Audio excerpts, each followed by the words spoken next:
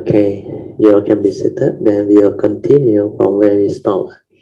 We are at page 26 of this book, the 36th lesson of the 6th Patriarch Platform Sutra.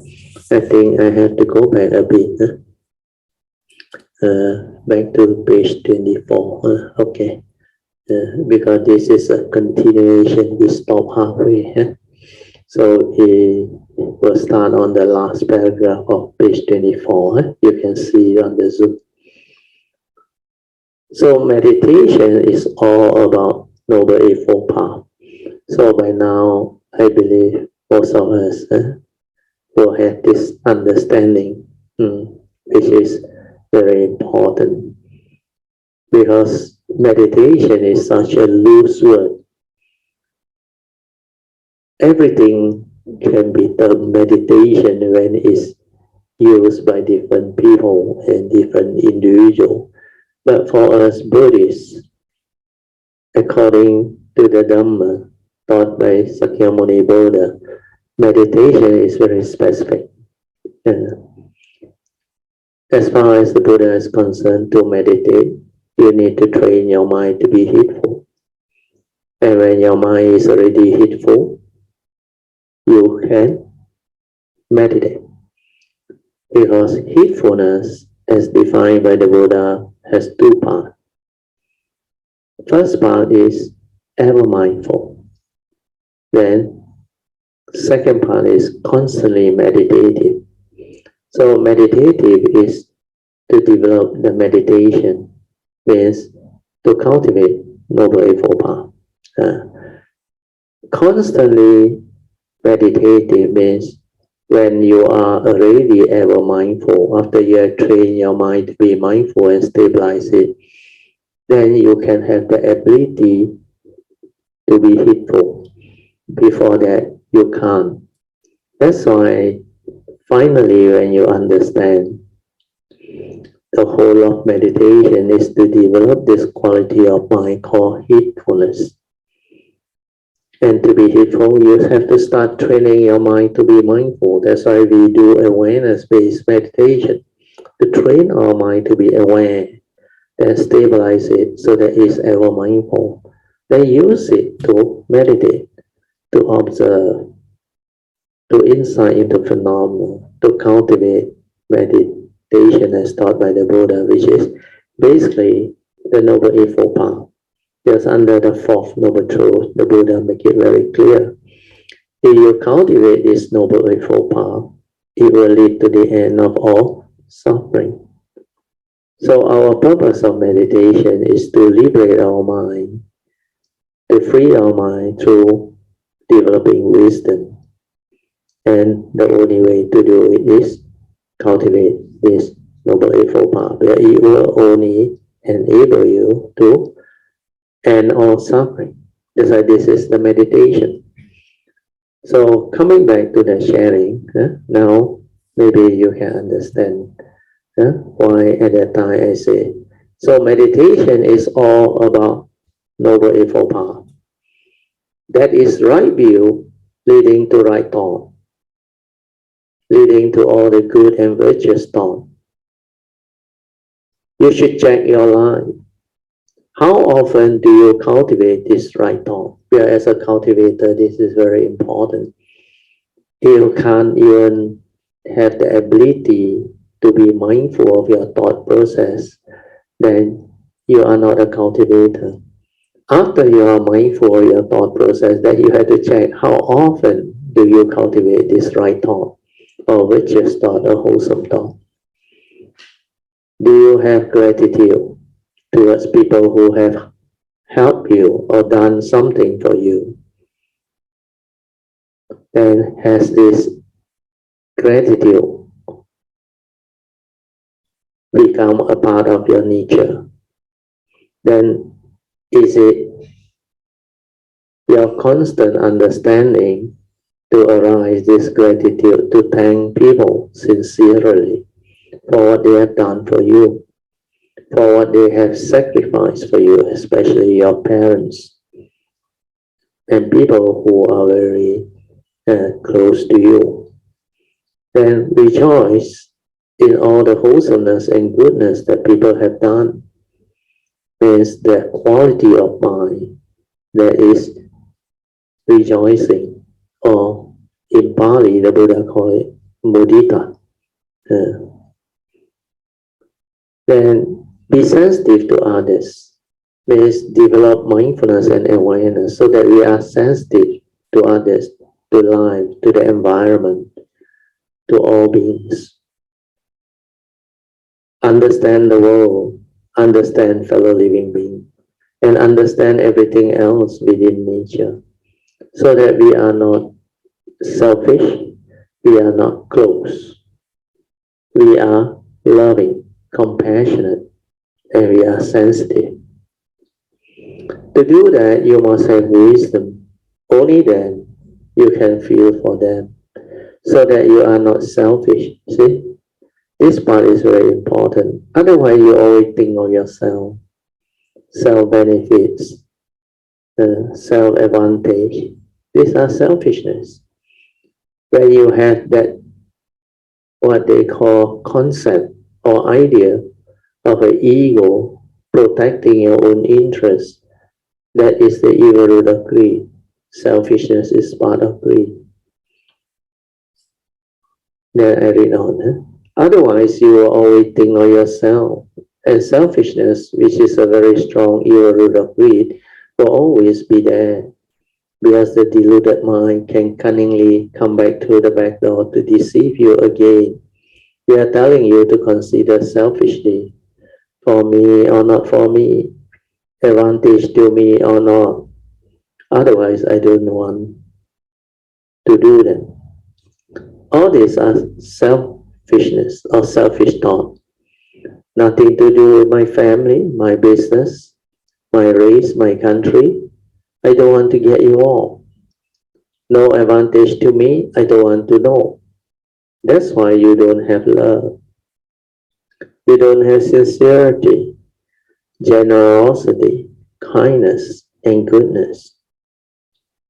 You are not able to help people. You are incapable of kindness and goodness. That's why such people cannot develop virtue, because they don't have sincerity of heart and they are very selfish. They always think of themselves, think of advantages and motives behind. Hence, meditation has a lot to do with the Noble Eightfold Path cultivation. That's why life itself is the meditation, because it's only in life you can apply the Noble Eightfold Path factor. And this is real meditation. You cannot develop a mind that is free, that understands and does not dwell. You will suffer.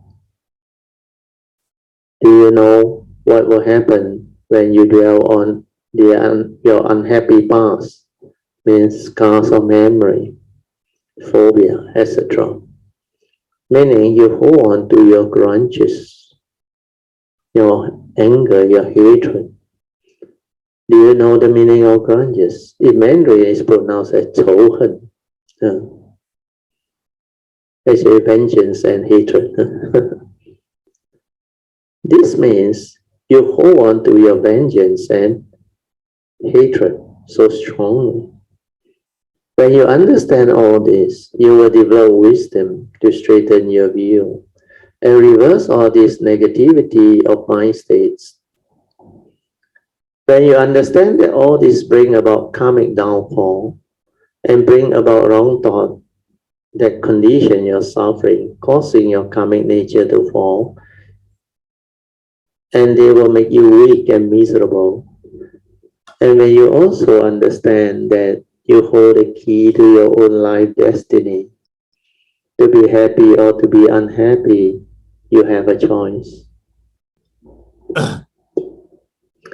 You will then never allow yourself to become afflicted again and become so deluded anymore.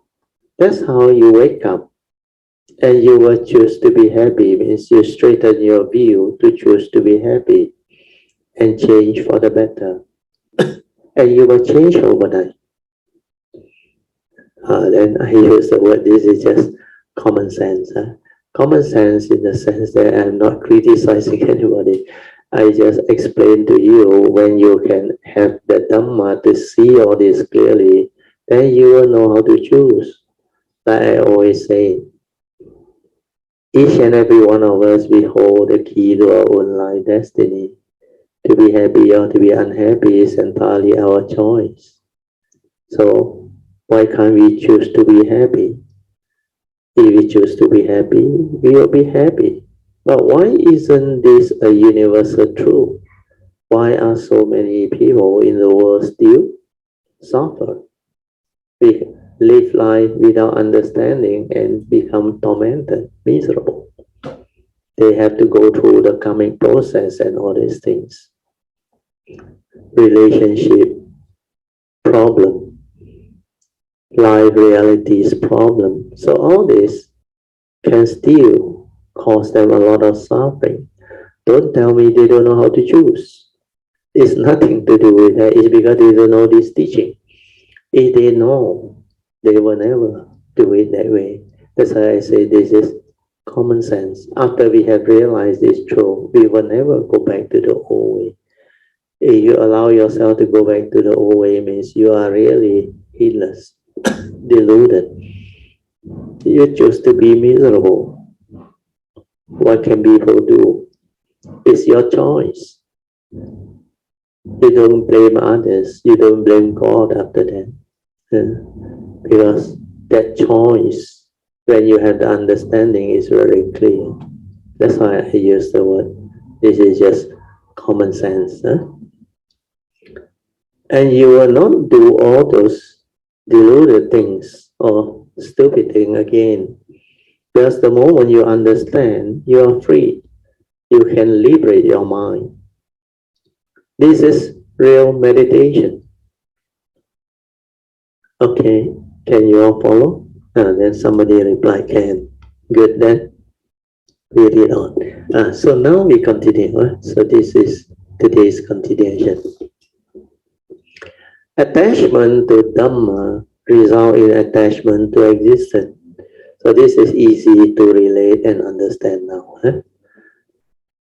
And attachment to existence result in perishing in emptiness. So this one also very straightforward understanding. But when you are unsupported, the way will circulate freely. It means when you don't dwell, when you don't deludedly grasp and cling and hold, you will not have suffering. You become free. When mind is liberated, and there is nothing in this world that can bring forth the condition for you to have fear, worry and anxiety, sorrow and lamentation, or even the slightest unhappiness. No more. Then you can see clearly how the form and mind with the wisdom connected understand that all these are not real, not what you think. They are just condition arising and dependent originating phenomena. And mind make are they only for my mind, for my mind. And he know you, he know me. Just like what the Buddha said in his Dhammapada verse. He said, my son, my children, my wealth, my property, these only the fools lament. There's the foolish one lament.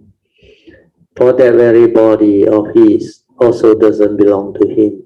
Whereas son, whereas wealth, and all those things. So this is very clear. Those who have wisdom, they will understand all this. They will not cling, not hold.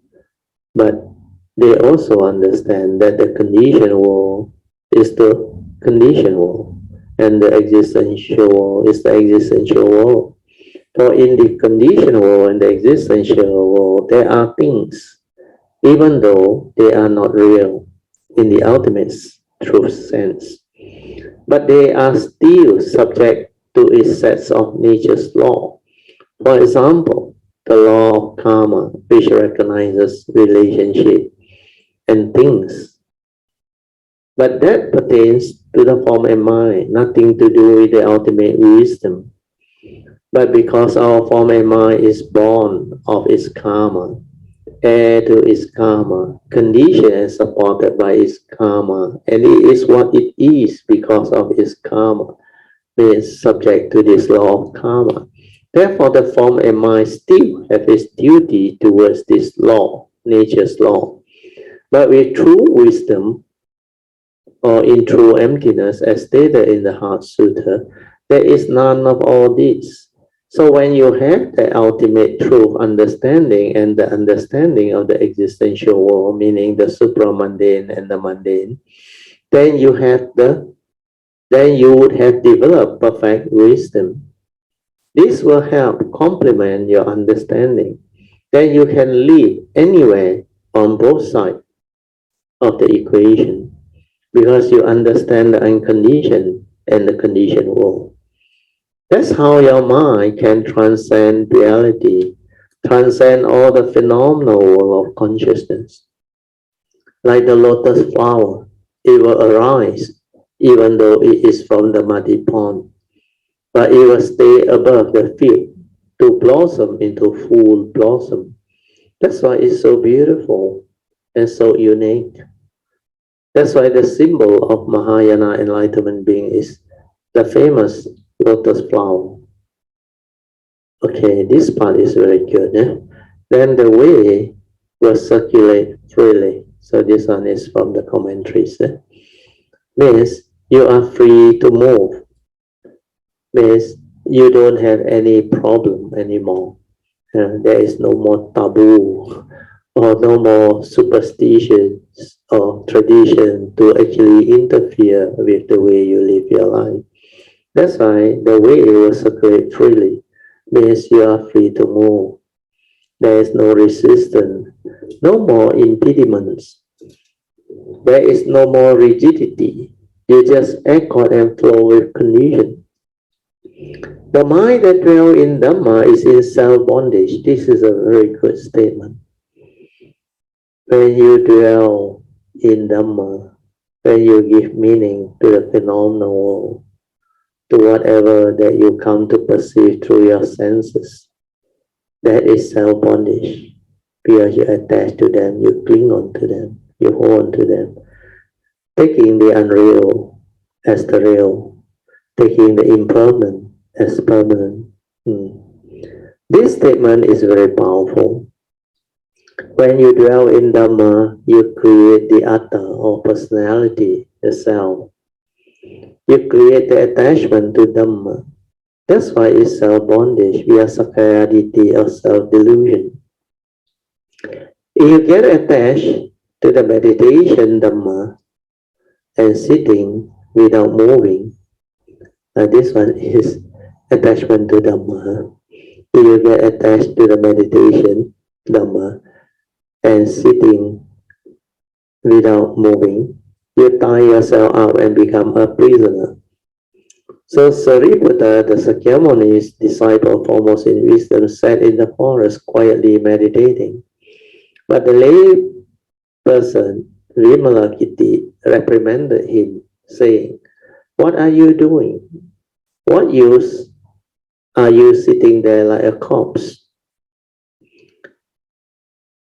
It should be like a statue, not the corpse." I think the commentary used the word corpse.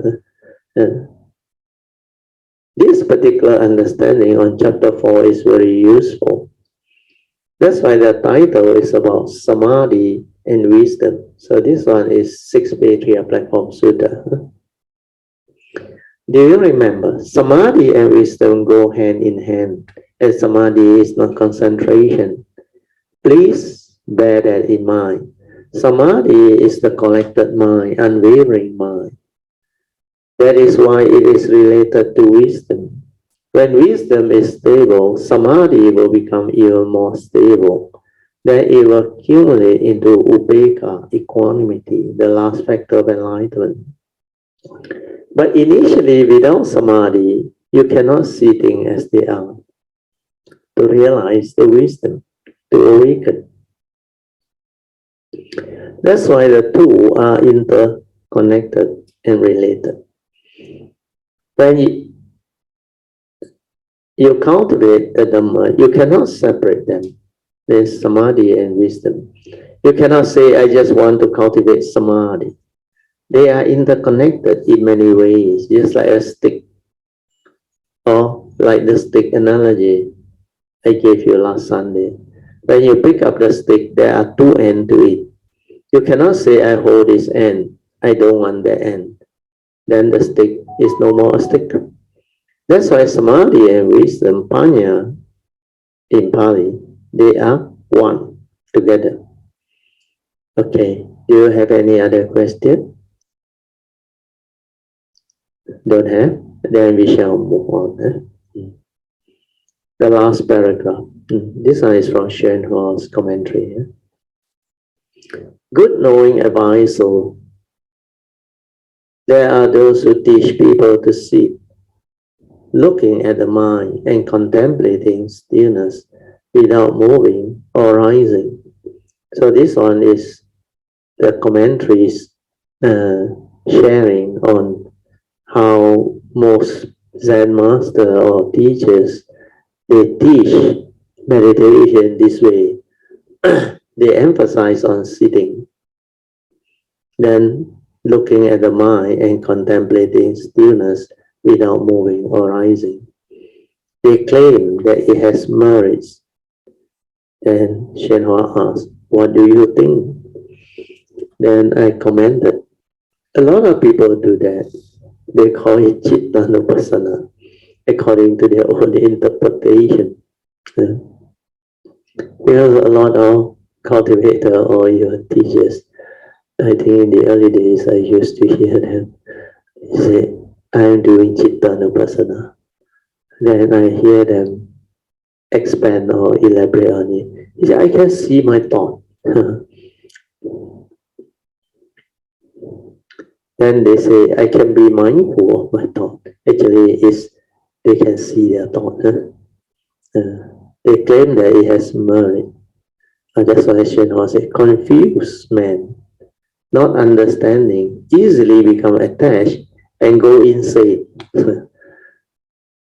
And Master Shenhua used such harsh words, go insane, There are many such people. Therefore, you should know them. Teaching of this kind is a great error. This one is spoken by Master Shenhua. By now, I really hope you can understand.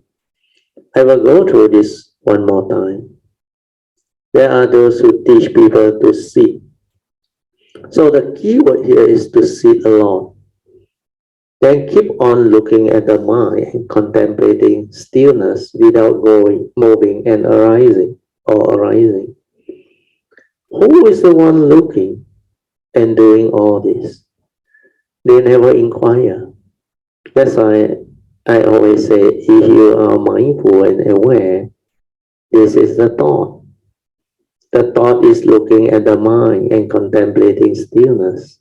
And because of that, they are so actively arising further thought and thinking instead of meditating. So one thought is trying to look at another thought, and they call that Citta Nupassana. The real Citta Nupassana is about mindfulness. It is about the silent mind in sati, choicelessly aware. Because the word watching is sometimes, if you don't understand, it can mean somebody is watching. So the word awareness is better. That's why I put it in with a comma. Watching without the watcher, we are awareness. You don't go and look for it. Only the awareness is aware of it. It is totally different. Then when you sit in a formal meditation, don't contemplate. You only contemplate when you are out of the meditation, having a free mind. Then you can contemplate and develop the inquiry. Then from there, the contemplative wisdom, which is the second turning wisdom, Chintamaya Panya, will arise through the silent creative mind in contemplation. All this meditation, when you do it without understanding, you will end up doing all this, including sit without moving or arising. It means you sit like a statue down there.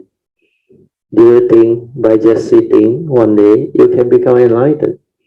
Maybe your mind can become more calm, more peaceful, and more stable. But then every time you have problem, when you are back in society or back to society, you will have to run back to the retreat or meditation center and try to perfect it again. Again, when you come out of such meditation, you realize that you are not peaceful when you are back to normal life. So you go back in again. That's why a lot of people or meditator or cultivator say they cannot live in society anymore after going for a long meditation retreat. They say society and the world is crazy. Of course, they use a lot of Dhamma, mainly knowledge ones. They say crazy in the sense that there is so much noise and disturbances outside there in the world, in the midst of life and society. There are so many activities and problems in life. There is also too much sensuality and distraction. There is no way one can meditate, they will complain this way. Then society also has so many things that can make people miserable.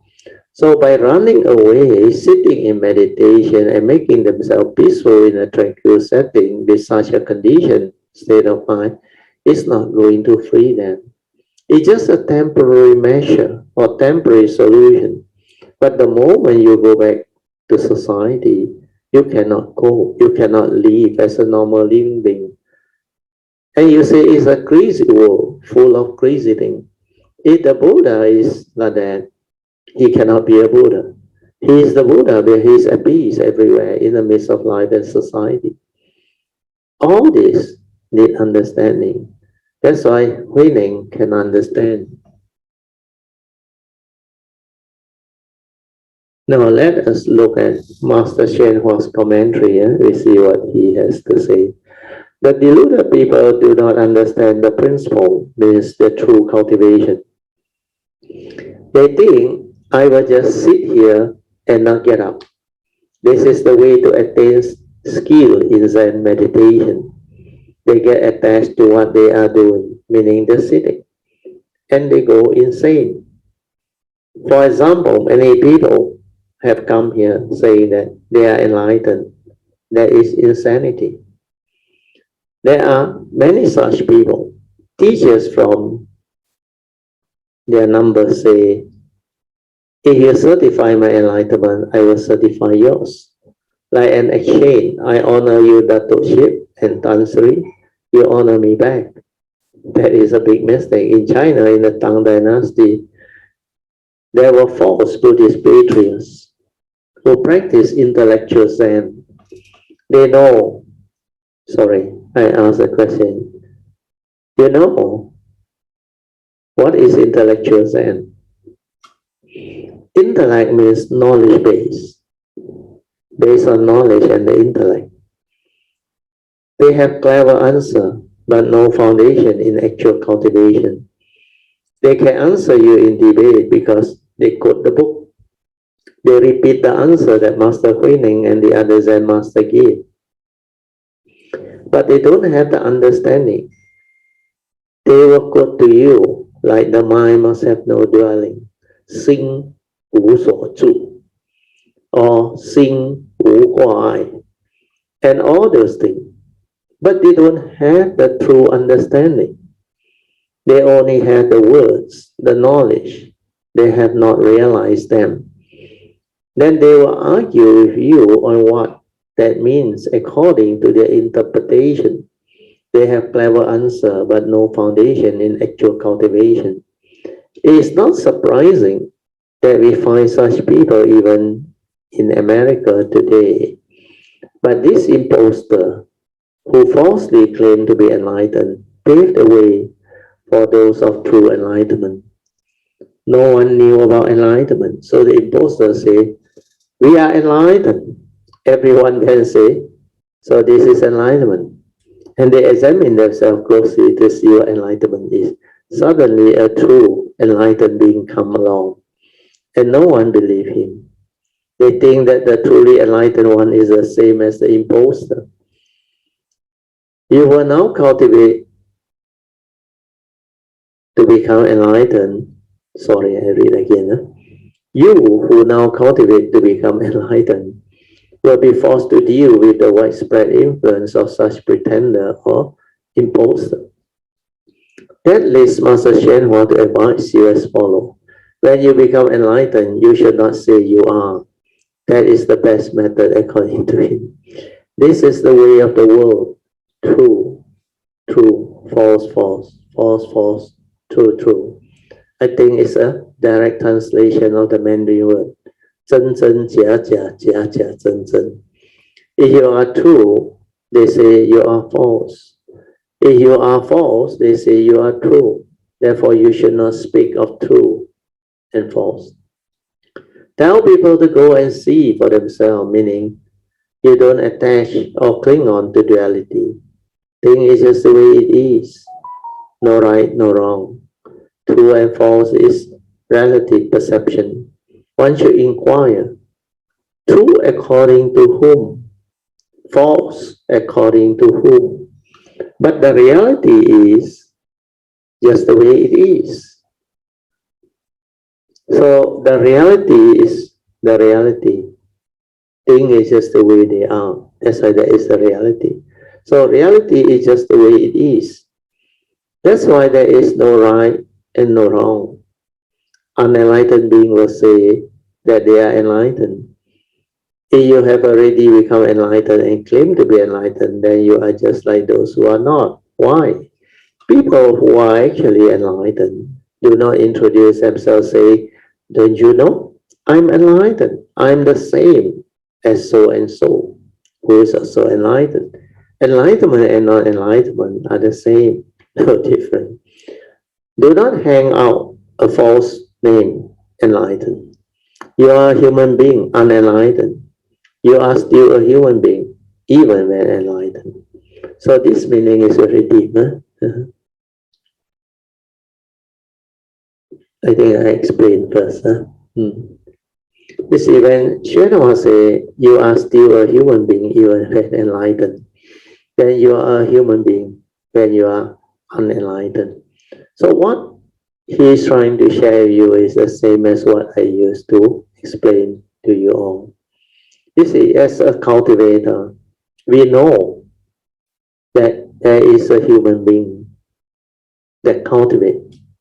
So the Buddha called this the form and mind. But the cultivation is to realize this form and mind as dependent originating, condition arising, causal phenomena, not real, not you. This is karmically conditioned. So when you understand this, then you become different. Means when you cultivate, you use this form and mind to cultivate. But the realization comes from your true mind, the awakening. So when the true mind awakens and realize the truth, what happens is that is the wisdom that is connected to the form and mind. So when the wisdom is connected to the form and mind, that form and mind from that moment onward is not deluded anymore. That's why it does not suffer anymore. Then you can say that form and mind has become enlightened. But that one is not a permanent unchanging entity. It's not you. The Diamond Sutra say very clearly. The enlightened one will know. That's why they will never say they are enlightened.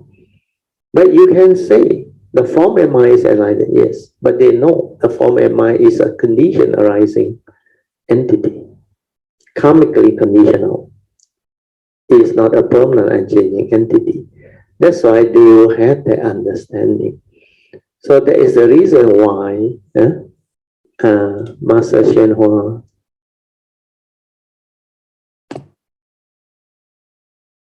I have to go back to the page. Use the word. You are a human being before you become enlightened. Means when you use a form and mind to cultivate. But when the form and mind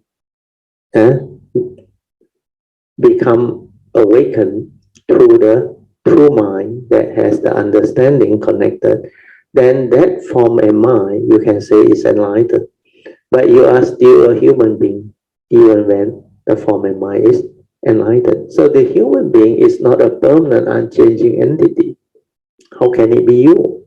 So the understanding is very important. The enlightened and the unenlightened both can realize Buddhahood. It's just a question of time. So do not advertise yourself. If no one knows you, that is the best. Then your straightforward mind is the bohemian door. That's why the ego will not be there. You will not be tempted to doubt people. But for those who understand, they will tell you very clearly that this one is not them. You can say that this form and mind, when it has developed the wisdom, the insight, and the direct seeing, is enlightened. But this one is just a form and mind, not a permanent, unchanging entity. How can it be you? That's why, how can you claim that you are enlightened? It has got no meaning. So this is what I explained earlier on. That's the reason why for those who don't understand, they will go around and deludedly claim that they are enlightened. They will use the word to impress you because they want respect from you and they want followers. When they have followers and people who respect them, then they will get a lot of monetary support from you or from them. But for those who are truly enlightened, they will naturally understand that their virtue, wisdom, and understanding will shine forth on its own, and there is no greed in them. There is no delusion in them, and they cannot take advantage of you or ask you to believe them or join them. They will allow you the freedom to decide, to investigate for yourself, to find out for yourself that it is your life, nothing to do with yours. Their duty or nature is to share and what they to share what they understand when there is condition to share. These are what cultivation is all about.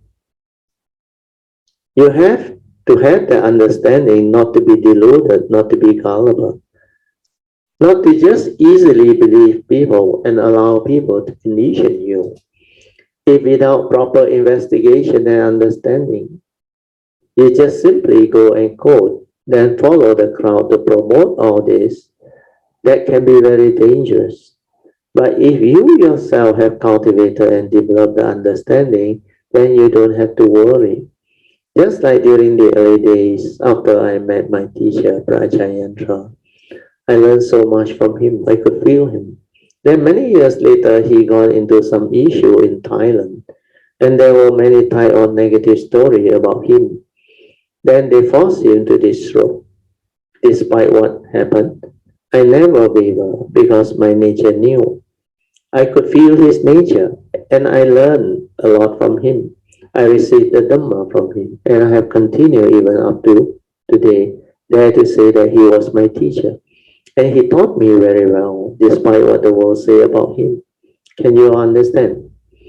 Most people would have run away, trying not to have anything to do with him because they may think if he goes down, their image or reputation will also be affected. If you have anything to do with him, others may perceive you the same. It's like what the Buddha has said. It's not like that. There are causes and conditions behind. If you cannot see those causes and conditions, you will not understand. Even the Buddha during his time, he was also affected by the Chinchilla Incident. Can you remember? For many months, he has to endure all those abuses and accusations, whatever people say about him. Chinchilla had accused the Buddha of making her pregnant for many months, until Ananda also came, also could not take it anymore. He told the Buddha, we have to leave this place. Nobody trusts us anymore. You don't even have proper support anymore. The Buddha said, no, 3 months from now, it will come to pass. You will try to walk away. Wherever you go, the same news will travel. He said, this was due to his past karmic action. The Buddha knew, and he told Ananda, I had to endure all these abuses and accusations, and it will come to pass in 3 months' time. That's why after that, everything cleared up, because the Chinchilla pregnancy was a fake, used to plot against the Buddha. He was not even pregnant, but ill-intended people wanted to bring him down. It happened because in one of the past lives, when he, Sakyamuni Buddha, was a bodhisattva, he scolded and abused a Patriarch Buddha without knowing that he was a Patriarch Buddha. He said a lot of bad things to that person. That's why when he became the Samadhi Buddha, when there is condition, he got it back. The Chinchilla Incident. Even my teacher Ajahn also had a similar karmic condition of the past affecting him this life. I met one of his disciples who visited me at my house after somebody told me about him. Then we decided to invite him over to share with us what he knew. There were conditions then. After that, we came to know a lot of things. According to him, Ajahn told him that all those happenings are related to his past, his coming past. He had to pay back all these past wrong action. Hence the reason why he can accept what happened. Then he was very happy, very peaceful, because he just allowed the thing to settle. It seems many lay people and monks helped him to find the case and finally got him an amnesty to stay in the United States. He won the cases. He cleared them all. It seems they tried to extradite him from the United States via diplomatic channel because it was politically motivated. But finally everything was cleared. But that news was no longer important by then. What you need to understand is don't become gullible by the big names you hear or be affected by the bad news you hear. You should investigate them yourself, cultivate and realize the true Dhamma. When you have realized the true Dhamma, you will understand. Then you will have no more worry about what the world say, what people say.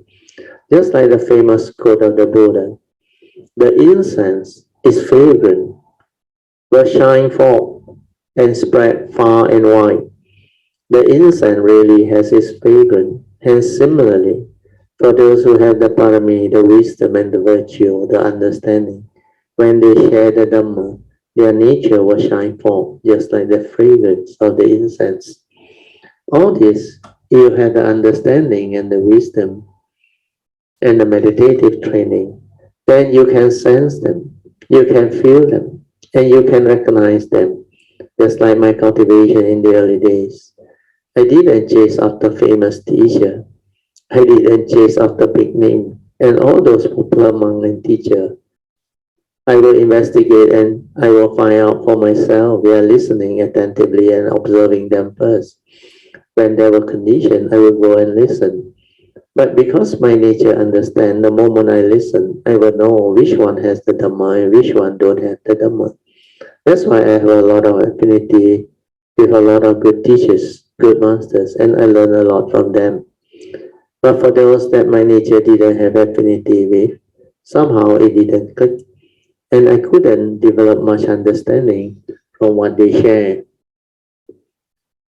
Some were very famous and popular, but no point because this nature understand very clearly the way and the cultivation. That's why it's very different. Hence, cleaning, sharing on this part is very important, very beautiful. So that you may understand. Okay, we stop here. This is page 37. Then we can have our 45 minutes of awareness-based meditation. I will mark this page.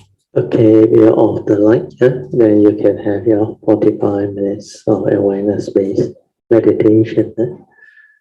So as usual, relax, maintain awareness, and stabilize the awareness. And just let things be. Meditate. And for those who already develop the ability to be aware, you can use the fourth support, trust. Trust your nature to be at the heart area, to develop the movement. Silent everything. Don't try to know. Just let the nature move. Then aware, aware, aware, until the mind becomes very quiet, very still. Then see what happens. Okay. So for those who still need to stabilize their awareness nature, we'll continue with the training. Be patient. Don't try to know, don't try to do anything, just aware. Aware is before the knowing. But initially, maybe you're not skillful, so aware, perceive, then finish. It's okay. But when you are aware, then you become conscious. After you perceive, then you create thought, lost in thought. And that one, you need to be aware. Aware and let it be. Just let it be. It's whatever that need to arise, let it arise. Then let it cease. Do not follow. Do not create further thinking. Do not try to know, try to reason, try to even analyze. Then use the silent mind to watch how the Monday mind move and create all this reality, create all this activity and movement and condition the Monday mind into such state. And most of these are habitual tendency, views, opinion, and conditioning from memory from what you have done in the past. And a lot of this has to do with your karmic past, your habitual behaviors. So you learn to see all this, observe all this, and understand who you are, what you are clearly. Then from the understanding, come out of it through wisdom, then transform and become a cultivator, a true cultivator. When your awareness stabilizes, you can see all this, you can understand all this. Okay, you all can slowly, mindfully come out of the meditation. Try to maintain whatever inner peace, inner calmness, and inner awareness that you have developed for as long as you can. These are the mind states that you need to make your soul to stay heedful in the midst of life, to live life, to cultivate. Okay, now we will go for our second session, sharing, which is reporting of meditation. I didn't listen to today's sharing. Now you can listen tomorrow. Yeah. Because I took a friend around to look at used cars.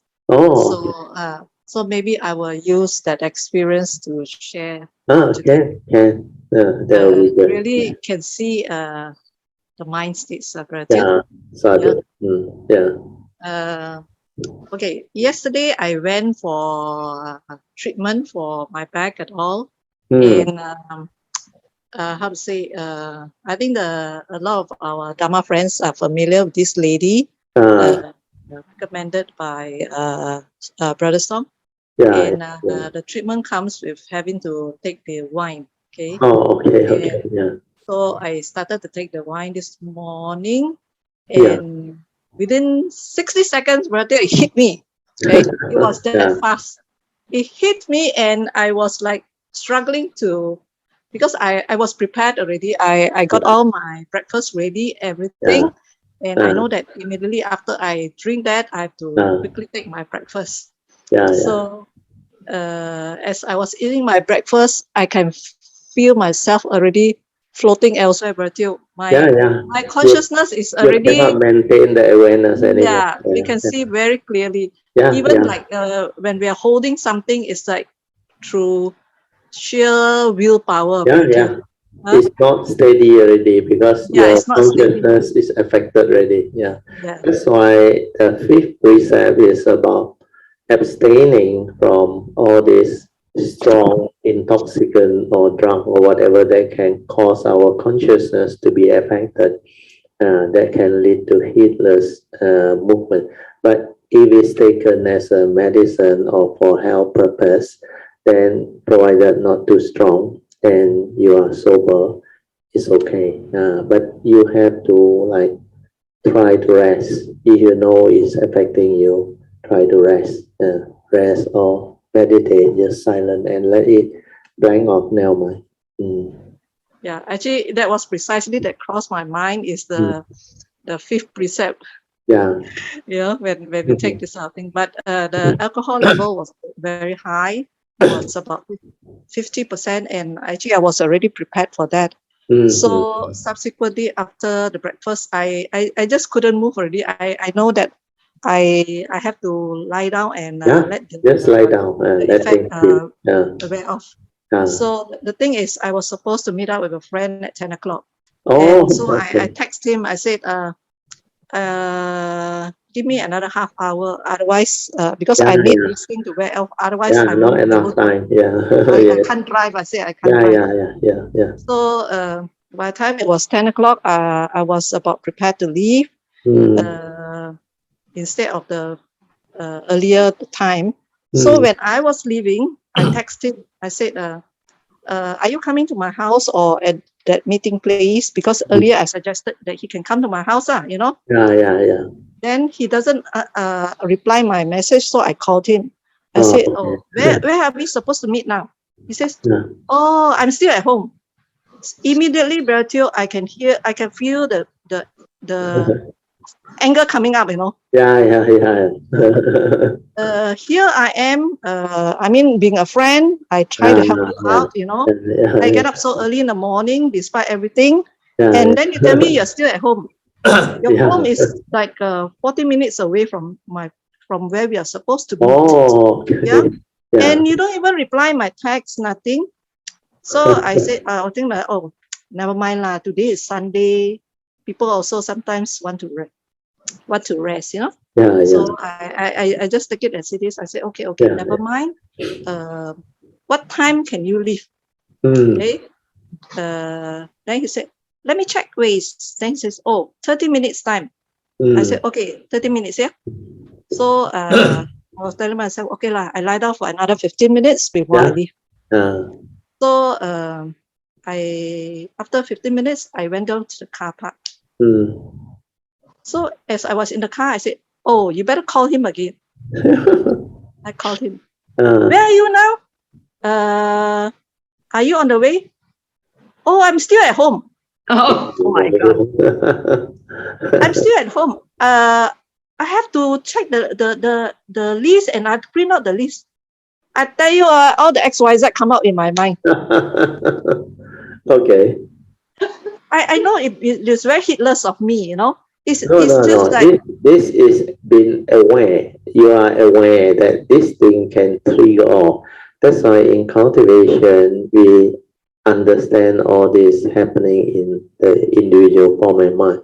What can still trigger off is very important. There are stages of what they call grasping or clinging.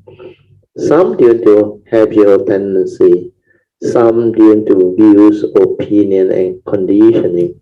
So these are the things that can stir you and disturb you, but being aware is very important. Like you mentioned, you are able to be aware.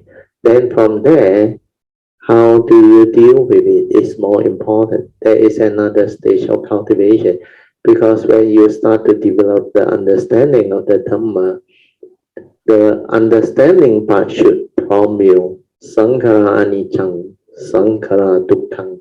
Then from there, that thing will subside. Then you will have to reflect, or it still happen, about to come out, like what you mentioned just now. So how is it you are going to deal with this so that in future you will have the understanding until it stabilizes, then this thing cannot arise anymore, cannot even like want to arise. So all this understanding will surface when you have the stability of wisdom. Then what did you do after you came to realize what happened? Well, Theo, this is from what I see is my expectation of what I think people should be, Theo. Correct. This is your earlier conditioning. That's why I say it's in a way a conditioning that lead to that habitual reaction that you tend to do, where you expect people not to be like that. Then the thought, like you will try to understand through the reasoning, I'm trying to help you. On the other hand, I spend all the time, take the trouble to wake up early and do all this in preparation to help you, but you phong fake, they call it. They didn't keep to the words and the appointment. But human beings are the way they are. Different people behave differently. There are some people, they don't have the Dhamma, they will do that. So it is how we actually experience them. And when you experience them with understanding, sometimes you laugh at it, because finally, when you come to really understand, you should thank all these people for creating conditions for you to learn, to actually be aware that these are the habitual things, like you mentioned, your conditioning, that you cannot like take this because you expect people to have certain decency, understand, or certain type of responsibility towards what they have committed. But not everybody takes things that way. That to them is not important to them. You want to help, so you help. Then they have this tendency. Some they actually always late one. Like most of our Kayamita, we know Jayanta's time. You have to discount. He tell you come at 3, he can end up 7 o'clock only arrive. Sometimes 1 hour late or 1 hour. If it's within an hour, you are considered lucky. But sometimes he hold on to his appointment when it's important. Where people can change. But in the early day, where he's so committed, he is like needed everywhere, and he has not really settled down and able to sort all this thing out. So because of that, he has his condition.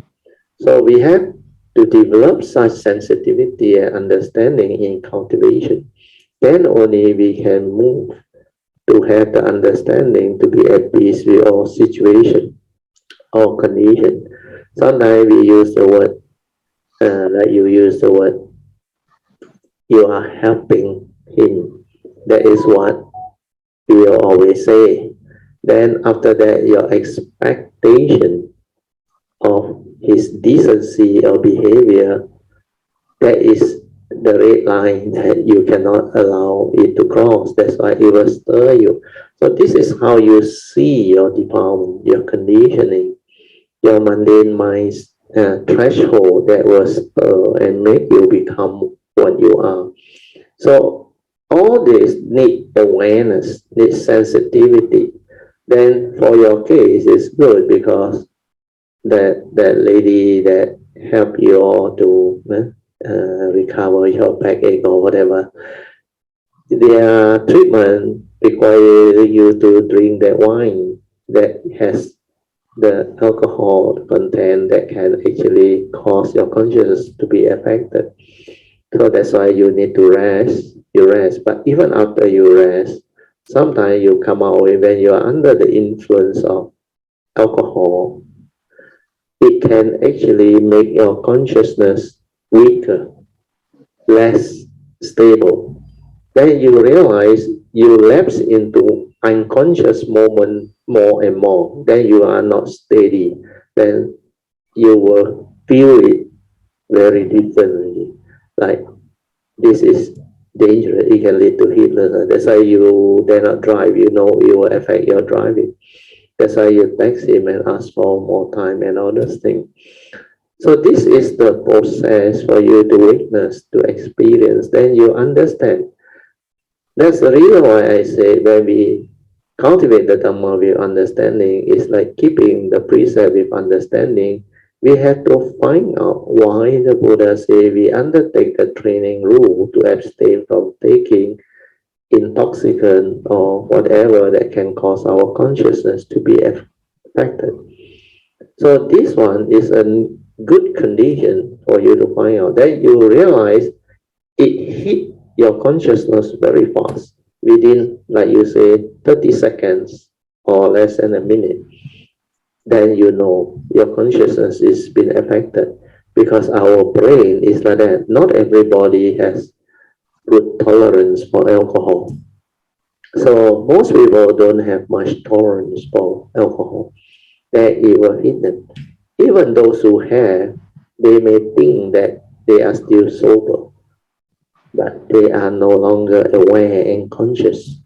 They lapse into moments of unconsciousness without them knowing. In fact, when you are mindful, aware, you can understand and see. I saw it when I was young, when I first came out to work, when my industry is, I'm in the engineering field, civil engineering. So when we come out to work, we need to have dinner, lunch, gathering, and you also know you are also involved in the industry where people entertain and they actually serve all this during the function or during that dinner or lunch appointment. So initially, because we knew, they say, how can an engineer don't drink? And to some, they say, payment, Then they will try to influence you and force you to drink. But initially, I was subject to all this. Then I don't want to drink initially. Then I say, okay, I try. I want to find out, I try. Then I don't like the taste. But they keep on insisting they don't care because when you are new, it's like that. Then later on, luckily, the condition was good. Within a few months, I think I had this problem with food one day before I went for honeymoon with a classmate. I was having this juhu in China. So we call it what? Cuttlefish with kangkong. Cuttlefish that you use something to soak on, like it expand on. I think that one didn't wash properly. So I ate that with the veg, the ing chai. Then I developed this stomach problem. I think I don't know what they call it. Finally, it ended up that I kena typhoid. I didn't know. So I straight away felt it before I went to sleep that night. Then in the morning, first thing I do is I went to this medical center in Penang. I was in Penang that time. Yeah, I was supposed to take off from Penang to Lake Toba honeymoon with another classmate. The flight is in the afternoon, I think 12 something or 1 o'clock. So I thought sure cannot make it already. We have 9 o'clock appointment. So I was first, and the doctor checked me out. Then I told him what happened. Then he said, oh, okay. He said very likely food poisoning. Then I said, I had to cancel my trip. He said, no, what? He said, he gave me some medication and he said, I can go. So since he was so confident, so I took the medication. I went, oh, meant to be. After that, when I was in Lake Toba, the thing started. I was aware. I knew what is happening, but it's very eerie, but not painful one. But very eerie or associated with death and all that.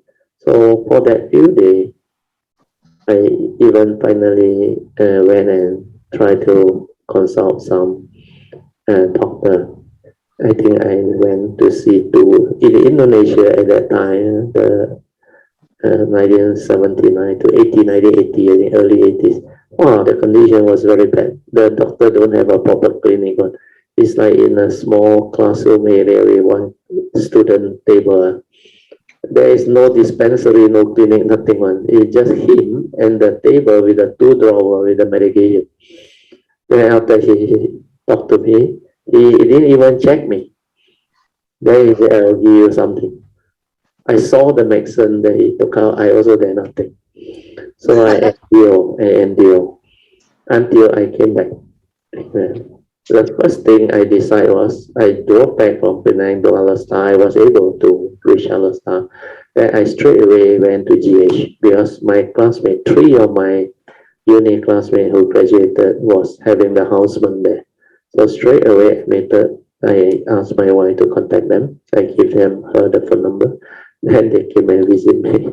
Then they checked me out. I was in the hospital for 4 or 5 days. They say keep me under observation. Then on the fourth day, the pain, the slight pain was still there, the eerie pain. Then they told me, I don't know what is happening to you. They check everything negative. They suspect stone in the kidney, whatever. Don't have nothing, clear. Then he say if by the fourth day or fifth day it doesn't clear, they also don't know what to do to me.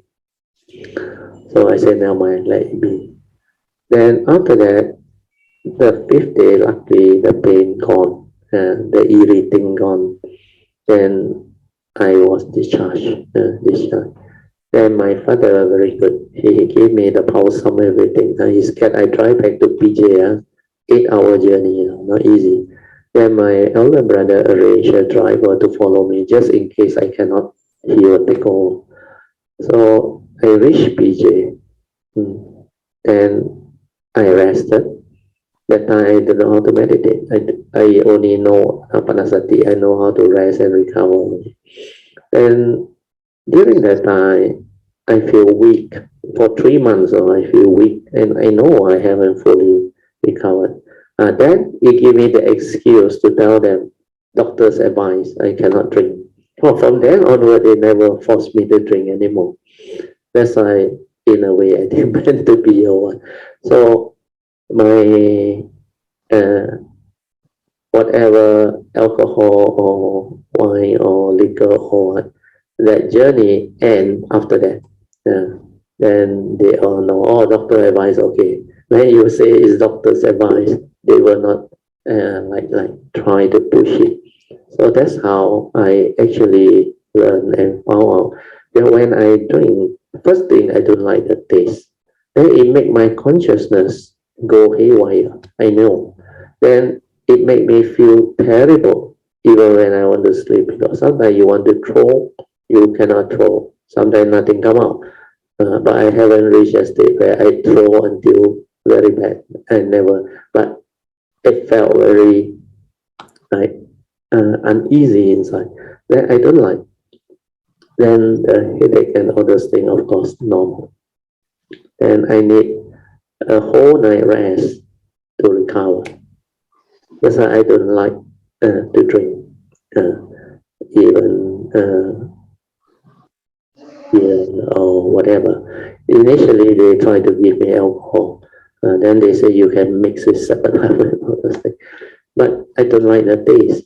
That's why finally that's phase, the story gone. Then I was not affected by it anymore.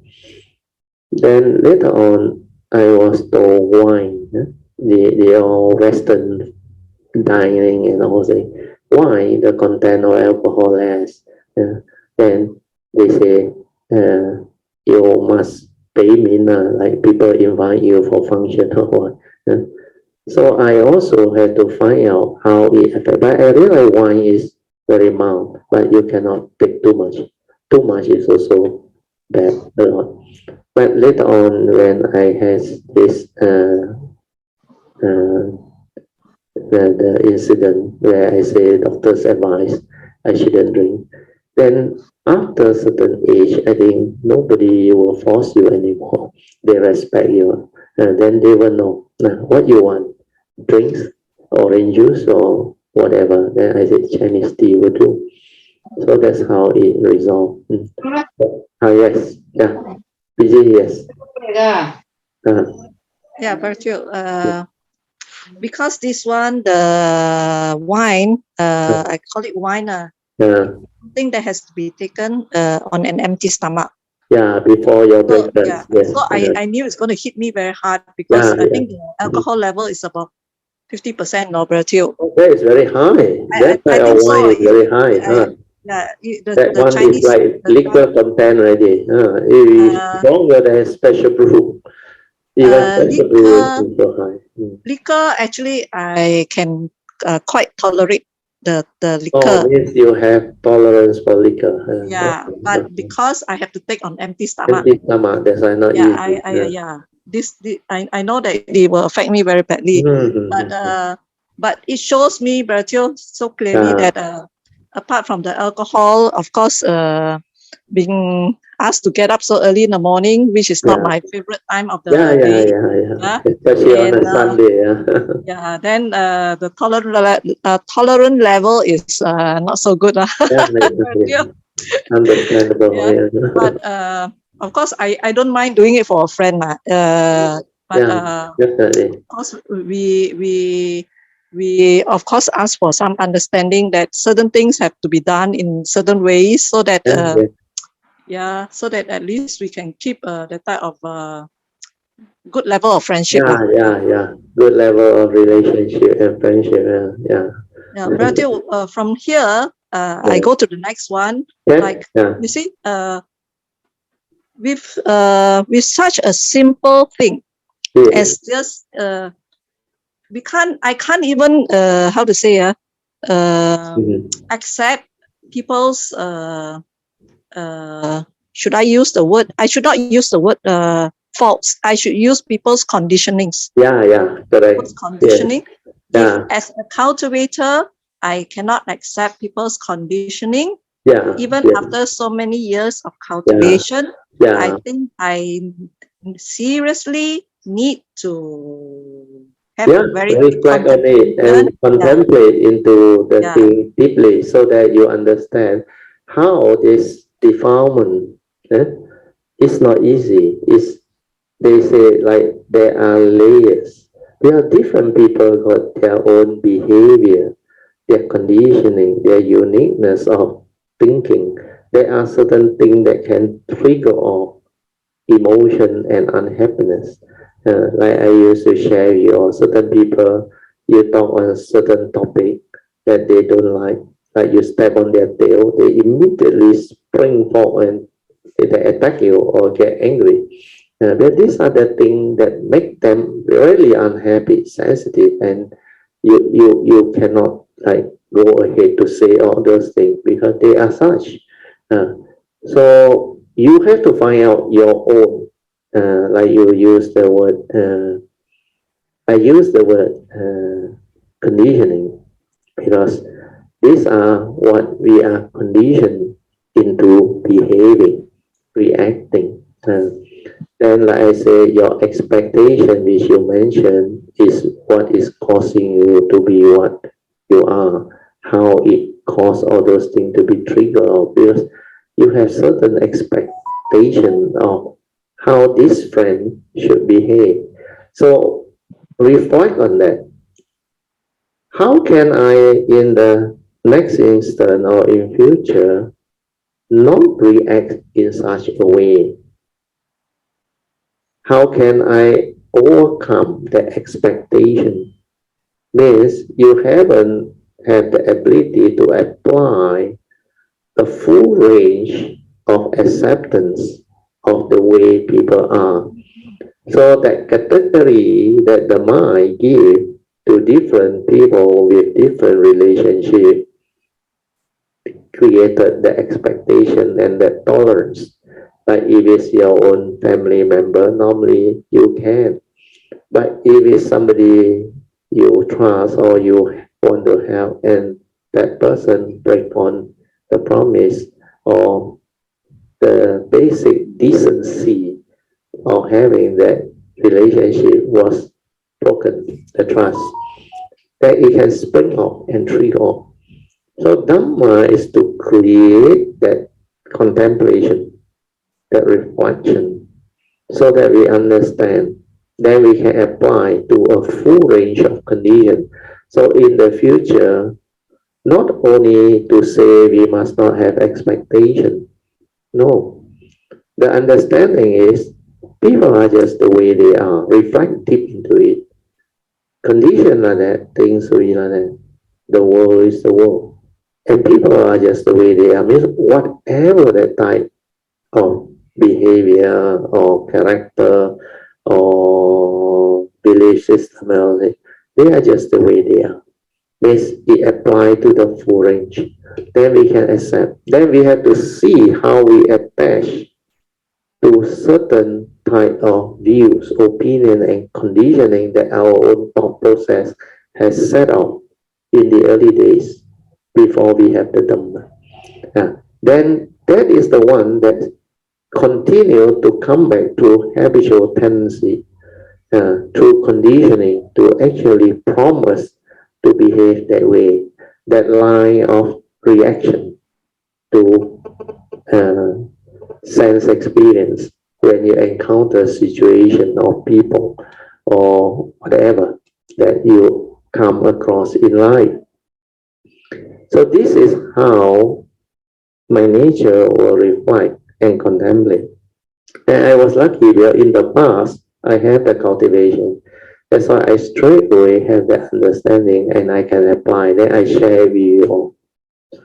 Learn to see things as they are, like the Buddha always say. When conditions are that, things will be like that. And people are just the way they are. The world is the world. Easier said than done. That's why for you it's very good now. Because you see it. Although you already know the Dhamma for so long, but to apply it, to allow it to surface in life and have the mindfulness and the sensitivity to actually feel it and watch the reaction from your mundane mind is very important, because the ego is still there, the sakkayaditthi is still there, the I, the sankhara, the egoic mind is still there, and that movement is very strong, and that one can come through the back door, like I always say.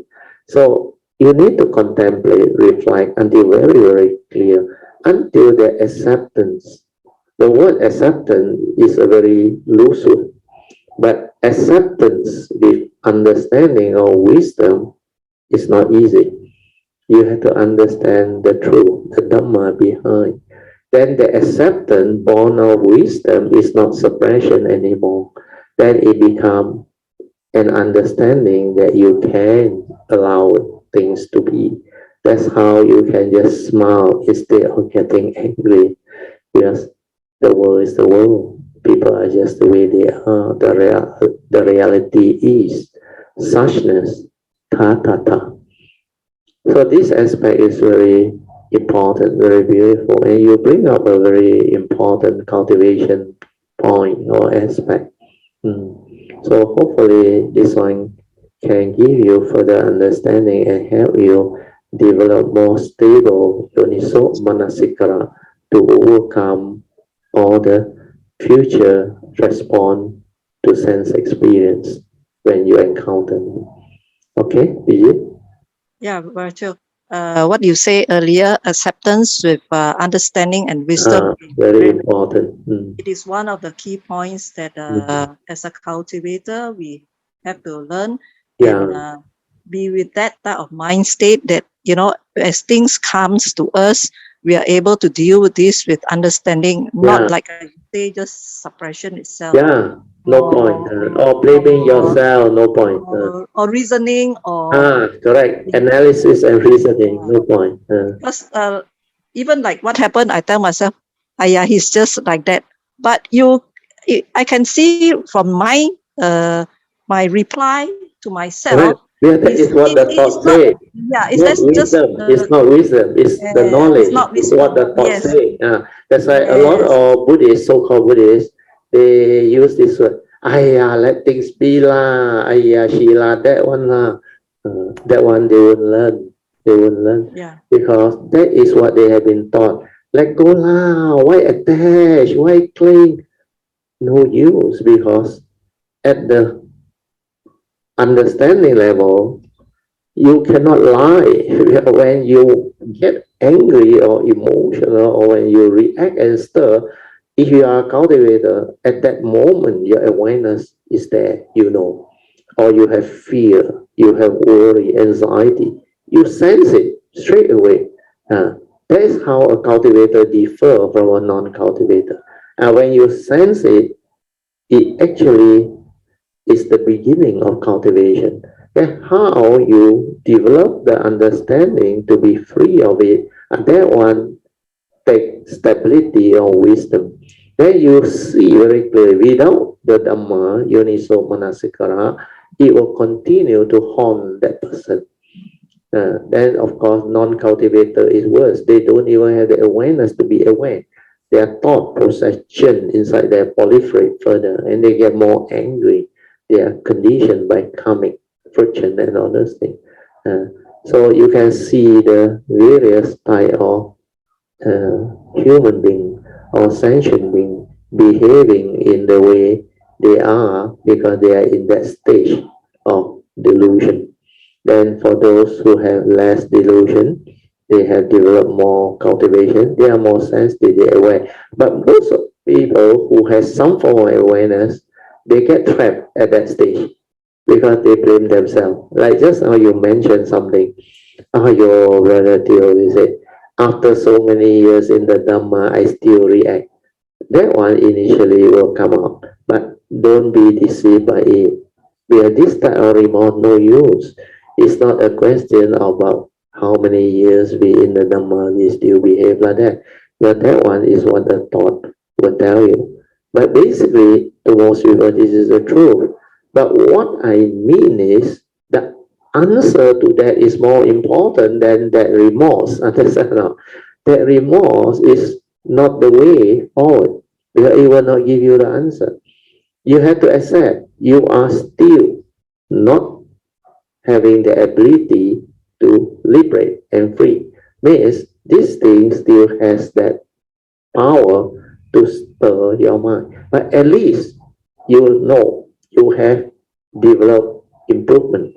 Because the awareness of it is very important. When you are aware, that is the beginning of cultivation. Like I said, aware means what? That these are defilements. These are habitual tendency, expectation, first noble truth reality. It will condition wrong thought. It will condition your negativity of emotion. Then apply the 5 ways to overcome this unwholesome thought. The first way and second way is still thought-based. That one, leave it, because we have gone through. Think of the direct opposite wholesome thought, or think of the consequence. You want to do it again, you can, but no point. More important, go to the third way. Third way is the best. Means stay with that feeling, that emotion. Let's see what happens. But of course, when you are talking to him or her, then it is not easy. But if you want to try it when you are not with anybody, stay with that. Let's see how it dissipates. When it dissipates, you come out of it, then you reflect. What happened? This emotion is not me. Anger is not me. You have to go through it a few times. When this thing is being stirred, when you are affected, silent, especially in the office or in public area, or there's a misunderstanding or what, then straight away do whatever you can to just end it. Then silence yourself and just stay silent. Find out, let it dissipate.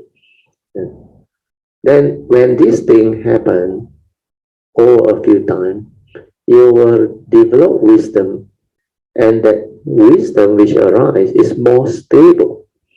Because that one is born of Dhamma. Then the Dhamma that is connected to all this understanding will actually trigger off the awakening and the understanding to make it very stable. Then like you say, no wonder the Buddha say, Anger was not me. Feeling was not me. Emotion was not me. They come and they go. I didn't die. Then when it arises, if I don't do anything, it ceases to be. That's why they are dependent, originating, condition arising, causal phenomena. Hence, anicca, impermanent. If I don't hold, if I don't grasp, I don't give meaning, I don't attach, everything is just the way it is. And then I start to see clearly what the Buddha meant by thing is just the way it is. Condition like that, things will be like that. They are just the way they are. Condition like that, things will be like that. Whatever things that happen in life, also the same. Whether it's encountering a situation, a person, or the environment, or nature's condition. Every of this situation has its own causes and condition behind. That's why that is the reality. So the Buddha says, whatever happened is the reality. We need to accept. After we accept, we move, we act. Act with what? Noble Eightfold Path. That's why right view will condition right action, right speech, and right thought. So no matter how, we will need to actually develop skillfulness in Noble Eightfold Path to allow all these things to resolve amicably.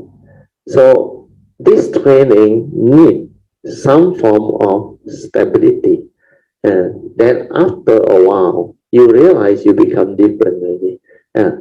What happened in the past no longer happen anymore. Then you feel such relief and joy when you start to see, hey, how come now different already? Last time I still have this movement and other. Now cannot already. Now instead you laugh at it. So this is how the process can actually come about. Did you? Yeah, Bertil. You see, after we set the timer, the second time, we say half an hour. So after that, yeah, Bertil, another half hour.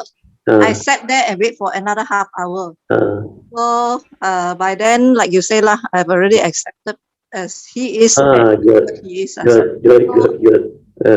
By the time we left, it's like 12 o'clock. Oh, no wonder. Then my mind said, how nice if I could have slept at home.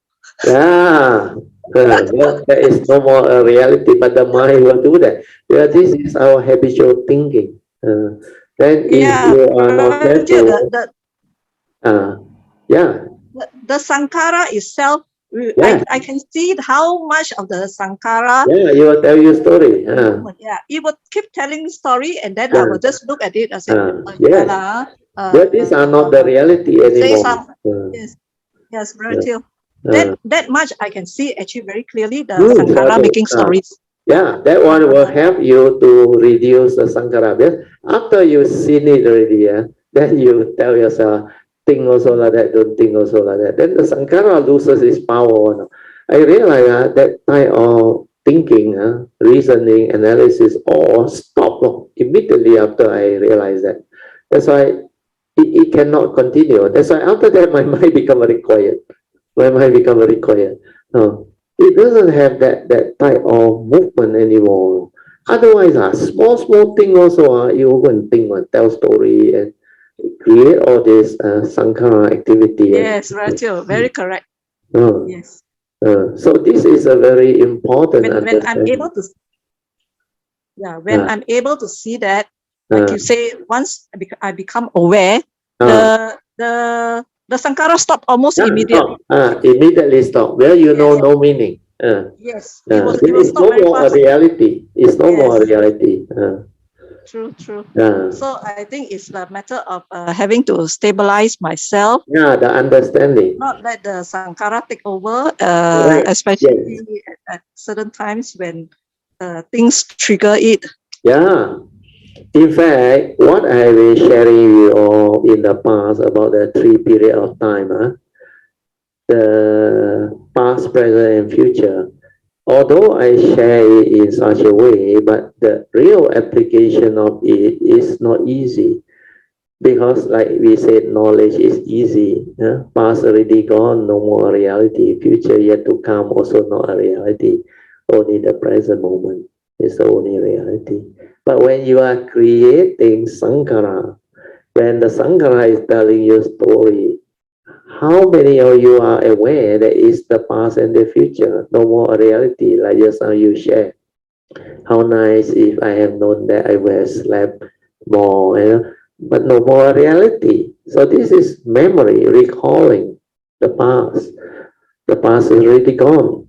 The future yet to come.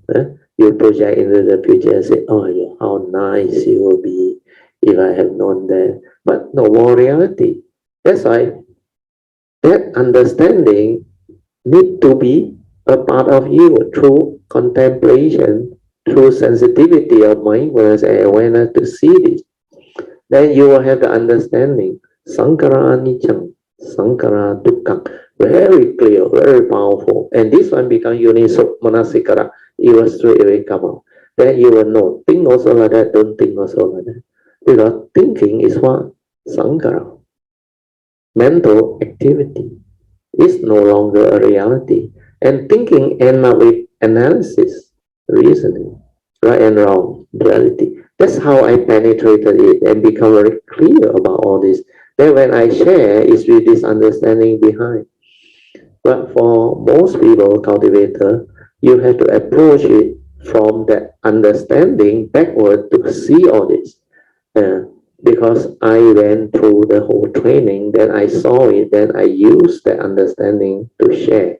That's why when you listen to what I share, you may think it's easy because knowledge. But to really put it into practice and make it a part of you is not easy, not what people think.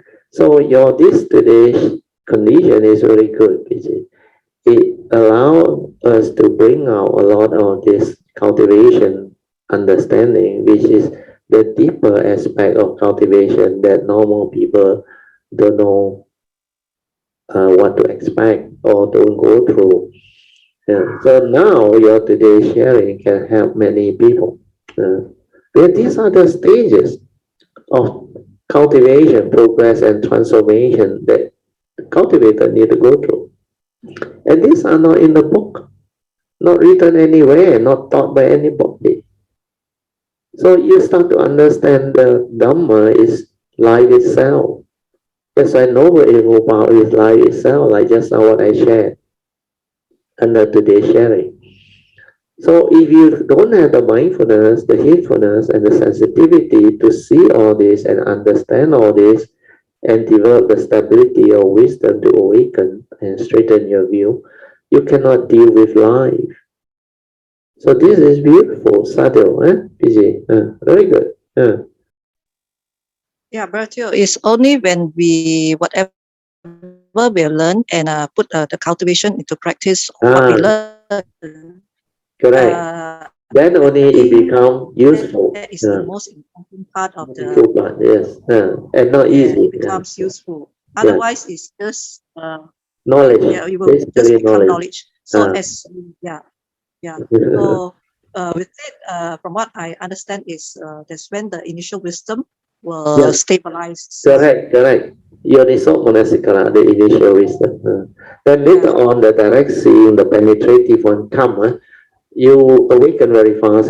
Then after that, no more issue already. That Sankara cease straight away. Like you check with some of the cultivator Kayavita, especially this one, Alicia.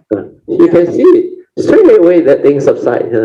Enough, you see, you have torment me enough. Obviously, I need some more torment. Yeah. Because she went through that depression and saw how all this wrong thought make her miserable. Then whenever the sacrality, the cunningness, the selfishness, it try to come out, to develop the envy, the jealousy. He said, enough, I had enough of you for the past so many years. You have tormented me long and not finished. That's why he has good thought, right thought, virtuous thought, keep on coming out. Like today, my sharing. Cultivator should check how often do you arise virtuous thought, wholesome thought, thought of non-greed, non-hatred, non-delusion. Very seldom. People who can arise those type of thought are real cultivator that has the Dhamma. So it's very easy to check how much Sankara movement do you still have. If you still have a lot of this argument, reasoning, analysis, means your Sankara is very active, means you hardly progress. But if most of the time you are aware and not much thinking, more and more space within thought, it's a sign of good progress. Means understanding is there, otherwise Sankara will keep on arising. That's why Sabbe Sankara Anicang, Sabbe Sankara Dukkhang, Sabbe Dhamma Anatta. These are very beautiful Dhamma. To see this, to penetrate this, to understand all this is not easy.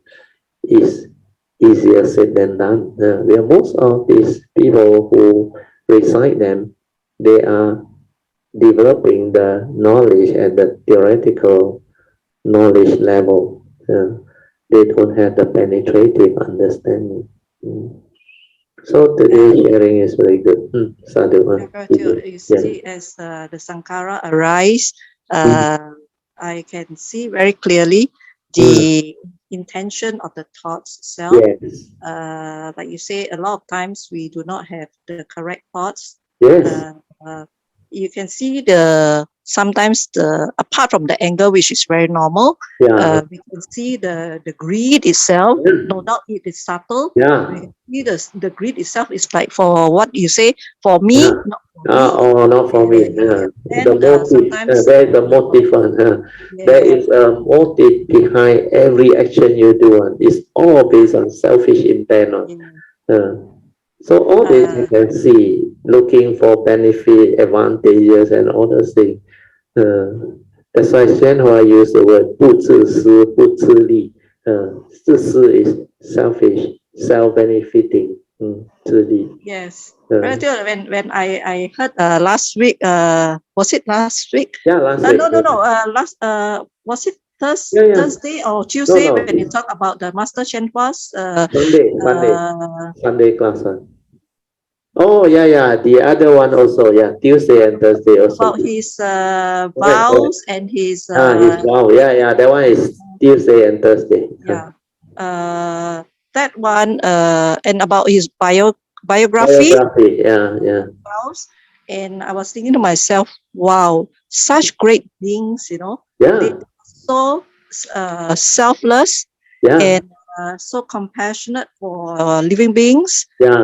And they are more or less very self-motivated to cultivate and arise wisdom. For us, even a simple thing like even our Sankara, we still having so much problem with it. To manage it. That's why it will take time. As you move along the cultivation, all this understanding will be there. Then you will move on different stage.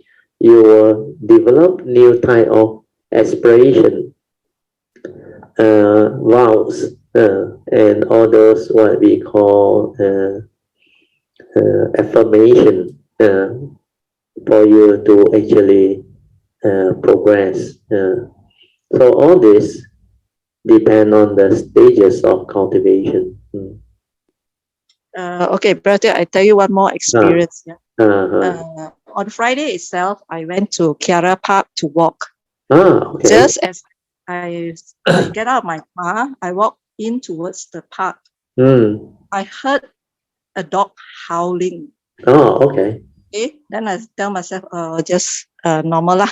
I think maybe the dog not happy with something. I walk further in. As I walk further in, it becomes so clear, the howling. I tell myself, I have come to Kiara Park so many years. This is the first time I hear a dog howling. And of course, the Sankara arises, the fear arises, Pratil. You know that the conditioning is such. Your project, your thought will project. And automatically, I can see that I walk the other direction. Yeah, you try to avoid the area. Yeah. Then I ask myself, you silly goose. Yeah. If there's really ghost there, you walk which part of the park, Also, you will be the confronting. ghost can be still with you if you believe there is ghost. Then I laugh to myself. Yeah, You so what is? silly, I tell myself. Yeah. Then after that, I tell myself, leave things be, The Yeah. dog, if they Yes. want to howl, just let them Yeah. howl. You Just need to read continue. it metta. You read it. No Yes, problem. yes. Uh, All beings, they have a be right well to, and happy. yeah. Mm. So with that, after that, I continue my walk and all that, and then after that, when it's time, then I go off. So from that incident itself, I can see how fast the fear arises. Yeah. It will trigger off. Yes. Yeah, But and if these are our belief system, our conditioning from the early days where we are Chinese. The and Chinese if got a few of this pantang or what they call traditional belief. Like in dark places there is ghost. When dog howling means got non-human or ghost or whatever. So all these are the conditioning.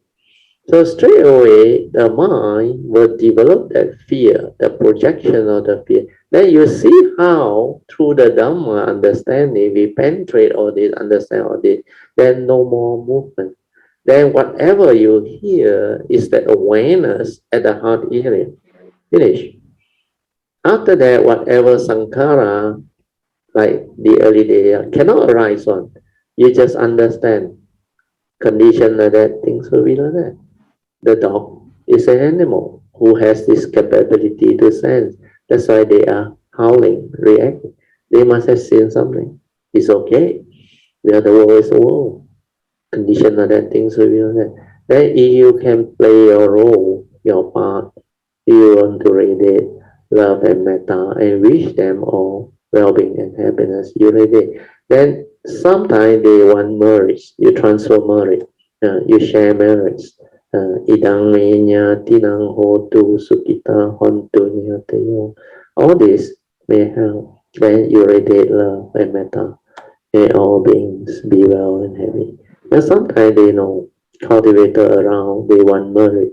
That's why they come near the human rhyme. So sometimes you travel to certain spiritual place, you can sense them.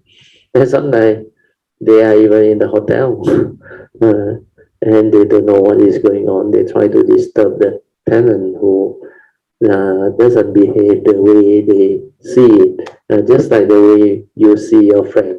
They non-human also, they see your behavior. If they don't like, they come and disturb you, haunt you. That's why you need to be sensitive and feel them, then talk to them. They can understand whatever language, no problem. They can. But in that consciousness state, they don't need words. They don't need language. They can understand your consciousness. So all this is very, very beautiful. That's how you experience in real life.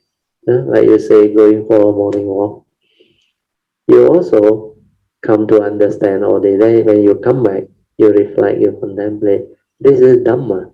That's why cultivation is about life itself. Life itself is the Bodhi Mandala, the training ground for us to develop the Noble Eightfold Path understanding and the wisdom leading to the understanding to liberate our mind, to straighten our view, to transform ourselves personality-wise, character-wise, understanding-wise. Then we become different. The form and mind that has this understanding connected become different. That is what Dhamma is, the cultivation is. So this is beautiful. Well, Fiji, Sadhu again, huh? Roger, when we see our life as how to say, it's for us to come here to learn. Yeah. To cultivate, to learn, to experience means to go through karma. So if we don't feel so much of like life is a burden, life is no more. Like I say, yes, this is a karmically conditioned vehicle and tool for us to come. So make use of it. To have this understanding is not easy. Where the egoic mind is so strong inside with the sankhara, with the mundane mind. That's why you must develop the wisdom to see this clearly. Then no need to use the word detached, because the moment you understand, you know that mundane mind is dependent originating, condition arising, not real. But it's a vehicle and a tool that is subject to the condition world's law, especially the law of karma. That's why it's subject to karma. This one has to take care of itself. There is a duty. That's why of right duty. It performs its duty, that it is safe. It will behave in accordance with the law of karma. Then from there, his life will be taken care of. So all this understanding will evolve. Then, like exactly you say, once you understand this, life become easy. No more suffering. No more like a burden. No more like, ayo, why life is so tough, so deep. No more. We are there from a mind. It's not you, but part of you. We are karmically conditional from our karmic nature for us to come to this world to do what? To live life, like you came to understand. To learn, Raja, to learn, definitely. To learn, to cultivate, to go through life, to experience karma, to develop wisdom, the cultivation, the perfection, and all these are so beautiful, but not to suffer, understand? Not to become deluded, not to entangle ourselves through ignorance. That is very important. See it clearly. The form and mind, see it clearly. It's not real. It's just a vehicle and tool. So make use of it. And do not be deluded by it. Like the fifth day awakening, straight away he came to great awakening. He said, this mind, you must learn how to use it, but at the same time, not to be deluded by it or deceived by it. That's why we have to use this mundane mind. Through what? Through noble eightfold power understanding. With right view, we will condition, right thought, right speech. That's why these phases of right noble eightfold power cultivation is a very, very beautiful phase. And this is how you transform. Without this noble eightfold power understanding and cultivation, the cultivator will never transform. It's not just sitting, like what Svenhorn mentioned just now. Sitting, experiencing all the fantastic meditative mind state, then you think you enlightened. No, the real Buddhist cultivation is noble eightfold power. Sitting is just the training of the mind to be aware, stabilize it to be ever mindful. Then from ever mindful, you develop the cultivation to be heedful. That's what the meditative training is all about. So it's just an initial training process to develop mindfulness, stability of mindfulness, and use it to cultivate noble eightfold power. And that is the real meditation as taught by the Buddha. So today, very beautiful. PG, you brought up a lot of very useful sharing. Understanding the form and mind, that part is very beautiful. Yeah, Virgil, with right views, I think it's one of the most important aspect of true cultivation. With right view itself, we see life very different nowadays. Completely different. The form and mind become very clear to you. Then there is no more delusion or emotion about that form and mind. While it can serve you, let it serve you. Make full use of it. There is just a vehicle and a tool for you to come. Don't attach, don't cling, don't grasp, don't be deceived by it. The phenomenal world of consciousness and form is not real. They have their universal characteristics. They belong to the conditioned world. They are not within the existential truth. Based in true emptiness, all these are not what the living being think, sentient being think. So ultimate truth, true emptiness, you use that wisdom to understand the unconditioned. Then from there, apply to the condition. Then you are free. You are free because within the unconditioned, he know you, he know me. So with that understanding, you will liberate your mind. You will not cling. You will not be deceived by it. You will not grasp. So all this understanding is so beautiful. That's why when the awakening happened in 1989, my nature was full of this joy and understanding. Then I reflected back, I recall back, then I look at life, then I develop such joy and wisdom because everything become very clear, very clear.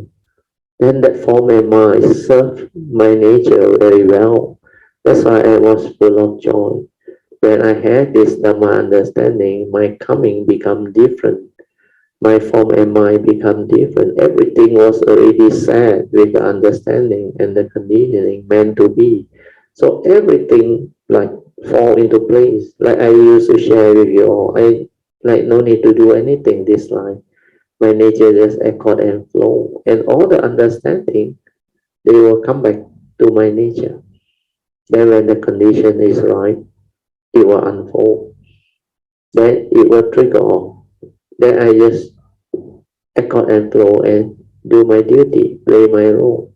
So all this become like very clear, very beautiful, very meaningful. Very good, Sadhu. Today one is very good sharing because it's a different aspect of the sharing. It's more towards the cultivation part and the understanding part that can actually make life very meaningful and very beautiful. Sadhu, Vijay, you continue. Yeah. Rachel, last night when I was doing my religious routine, it was actually I was very tired because after the treatment, you know lah, after you've been aching with pain for like almost 2 hours, your body it becomes very tired of. And because I was on the phone with my friend for quite a while. By the time I take my bath, I do my puja, it was like 10:30 at night. My mind was almost like shut down already. Because of fatigue. Yeah. Why didn't you do it earlier? Then I said, oh, never mind. The thought was spring off. Just do it. Just kneel down and do it. You know. So persevere. I did the whole thing. And I was chanting the what they call that, the Bodhisattva vows. Sadhu. Radio, as I did this, you know, the one we ask for forgiveness. So I replied myself asking for forgiveness, asking for forgiveness to break karmic obstructions, karmic negativities. This is my own words, Rachel. As I do the second one, we always say whomsoever from the distant past. Correct. Yes. After I did this one, it came to my mind, Rachel. We always say that we ask for forgiveness from those that we have caused karmic negativity. Whether knowingly or unknowingly. Rachel, then another aspect of it came to me. Sadhu. I feel that I still harbor some resentment. People who harm me, cause suffering to me, Rachel.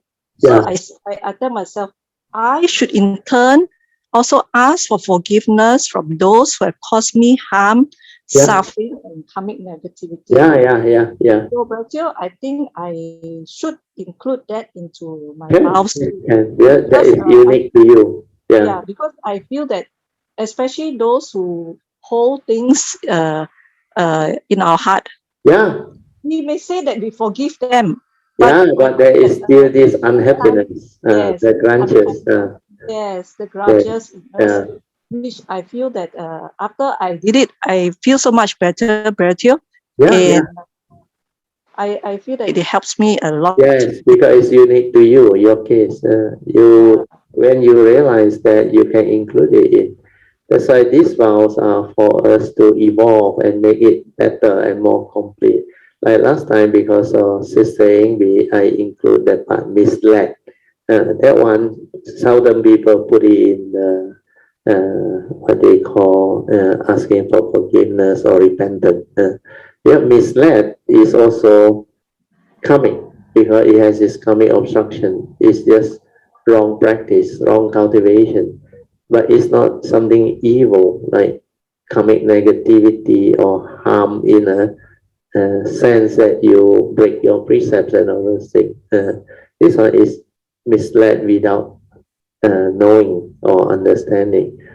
That's why you will condition karmic obstruction so that when you come, you will tend towards that type of teaching. Then you want to learn the true teaching, the karmic obstruction will come. Then it will make you like you don't believe that type of teaching one. Uh, then luckily there were condition for Sister Engi to came to the understanding. Then she came and see me after I think the first night or second night of the retreat. I forgot already. Then I explained to her. Then we include this one in. Then she continued from 9 p.m. to all midnight. I remember. Yeah, later on I came out to collect my water. I saw her still inside there alone doing the repentance and other things. So it was beautiful. So repentance can be evolved. Like what you do is good. There is unique to you. Whatever you find, you need to include. You include it in. Where everyone is different. Yeah. Brother, I do understand that all this is coming. That I have to pay back for what I have done, all the past lives. That's why I have to go through what I did. But being human enough, the consciousness has still not fully evolved, and so where in the past, when we cannot have the understanding, we will make mistake. Yeah, everybody is not the same. It's only after we have the understanding, then things become different. It's normal. Yeah, it's not that to me it may not be so easy to let go of all the hurts and the suffering that we have gone through caused by people who do us harm lah, you know. Yeah. Most of the cultivator initially they have this problem because they came to realize through their own awareness and mindfulness that they still hold. Then it's not easy. Like you say, you may forgive, but inside still got the irritation or the. But later on, when your cultivation stabilizes, the Dhamma become very stable. You realize all those things gone because that needs very penetrative understanding of anatta. The anatta nature, once it penetrates, he know you, he know me, then hold on to what? Like you will come to know, do also like that, don't do also like that, think also like that, don't think. Yeah, everything follow nature's law, dependent originating, no reality, no permanent unchanging entity, no mark of a self, no mark of once this one become very stable, very clear, then all this will be rooted out. Like you say, holding on to that. Yeah, it stems from the mark of a self or others. That's how it happens, Sakayaditi, the personality, the egoic mind. That one is not easy to root out. That's why the first stage of sainthood, it's not really that easy, what people think. That the egoic mind, to be rooted out, you have to penetrate anatta, non-self. Yeah, the anatta aspect. So, brother, after the Bodhisattva vow, I did the heart sutra, the chanting of the heart sutra. So ambitious. I said, okay, never mind. Just continue with the heart sutra. So when I was chanting the heart sutra, then as usual, it says, Sariputta, form is emptiness. Emptiness is form. Very good.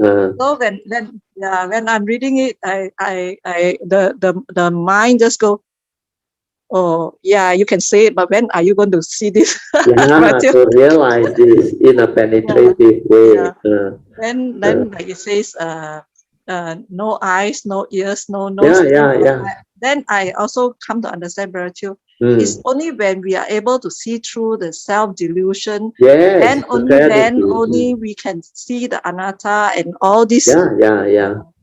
This form and mind that we cling so tightly as what we are, but as long as we are not, we can't see beyond this. There's no way you will be caught. Yes, form is emptiness. Emptiness is form.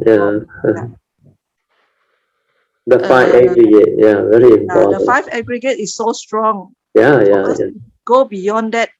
Yes, especially the mind aggregate, the Sakayaditi.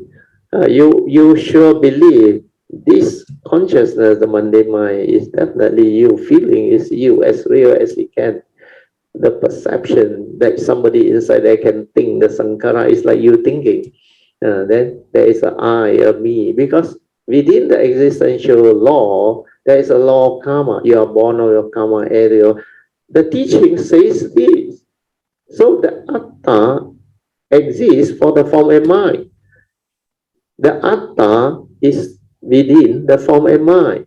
Means there is such thing as a human being. But that one is not you. But cultivator who cannot penetrate that will attach, will cling. But to us, definitely this is real. How can you say this is not me? Unless you have the mindfulness and the awareness to see through, like what I share with you, the analogy of the car and the driver against the form of mind. So all this you need contemplation, reflection, clear understanding. Then you penetrate. Then the direct seeing. Once the direct seeing comes, you awaken. You become totally different. Your understanding of the Dhamma like completely transformed. It's like very penetrating. It shuttles all the delusion, the self-delusion, like gone, completely gone. Then you realize, wow, all along was like that. Now only you come to understand. That one is very beautiful.